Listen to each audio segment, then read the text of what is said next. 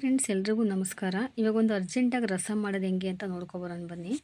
ನೋಡಿ, ಮೊದಲಿಗೆ ಬೆಳ್ಳುಳ್ಳಿ, ಜೀರಿಗೆ, ಮೆಣಸು, 2 ಹಸಿಮೆಣಸಿನ್ಕಾಯಿ, ಒಣಮೆಣಸಿನ್ಕಾಯಿ, ಕೊತ್ತಂಬರಿ ಸೊಪ್ಪು, ಟೊಮೊಟೊ, ಹುಣಸೆಹಣ್ಣು, ಒಗ್ಗರಣೆಗೆ ಅರ್ಧ ಟೊಮೊಟೊ, ಇದನ್ನೆಲ್ಲ ಮಿಕ್ಸಿ ಜಾರ್ಗೆ ಹಾಕ್ಬಿಟ್ಟು ಮಿಕ್ಸ್ ಮಾಡ್ಕೋಬೇಕು. ನಾವು ಇವಾಗ ಮಿಕ್ಸಿ ಮಾಡ್ಕೋಬೇಕು, ಪುಡಿ ಮಾಡ್ಕೊಂಡಿದ್ದನ್ನು. ಅದರ ನಂತರ ಇದು ಸ್ವಲ್ಪ ನುಣ್ಣಗೆ ಮಾಡ್ಕೊಳ್ಳಿ. ಅದಾದಮೇಲೆ ಬಾಣಲಿಗೆ ಸ್ವಲ್ಪ ಎಣ್ಣೆ ಹಾಕಿ, ಎಣ್ಣೆ ಹಾಕಿದ್ಮೇಲೆ ಒಂದೇ ಒಂದು ಸ್ವಲ್ಪ ಕರಿಬೇವು, ಒಣಮೆಣ್ಸಿನ್ಕಾಯಿನ ಒಗ್ಗರಣೆಗೆ ಹಾಕಿ. ಅದು ಹಾಕಿದ್ಮೇಲೆ ಟೊಮೊಟೊ ಕಟ್ ಮಾಡಿ ಇಟ್ಕೊಂಡಿರ್ತೀವಲ್ಲ, ಆ ಟೊಮೊಟೊನೂ ಕೂಡ ಅದ್ರ ಒಳಗಡೆ ಹಾಕಿ ಸ್ವಲ್ಪ ಹಸಿ ಸ್ಮೆಲ್ ಹೋಗೋವರೆಗೂ ಫ್ರೈ ಮಾಡಿ.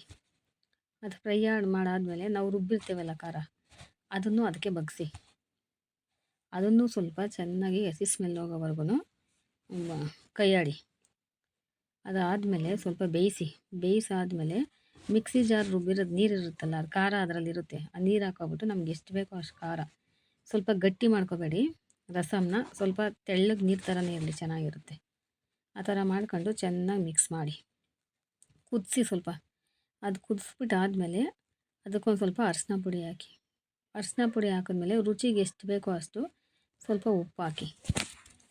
ಉಪ್ಪು ಹಾಕಿದ್ಮೇಲೆ ನಾವು ಕೊತ್ತಂಬರಿ ಸೊಪ್ಪು ಕಟ್ ಮಾಡಿ ಇಟ್ಕೊಂಡಿರ್ತೀವಲ್ಲ, ಅದನ್ನು ಕೂಡ ಹಾಕಿ. ಅದಕ್ಕೆ ಹಾಕ್ಬಿಟ್ಟು ಸ್ವಲ್ಪ ನೀರು ಹಾಕ್ಬಿಟ್ಟು ಕುದಿಸಿ ಚೆನ್ನಾಗಿ. ಒಂದು ಕುದಿ 2 ಕುದಿ ಬರೋ ತನಕ ಅಷ್ಟೇ.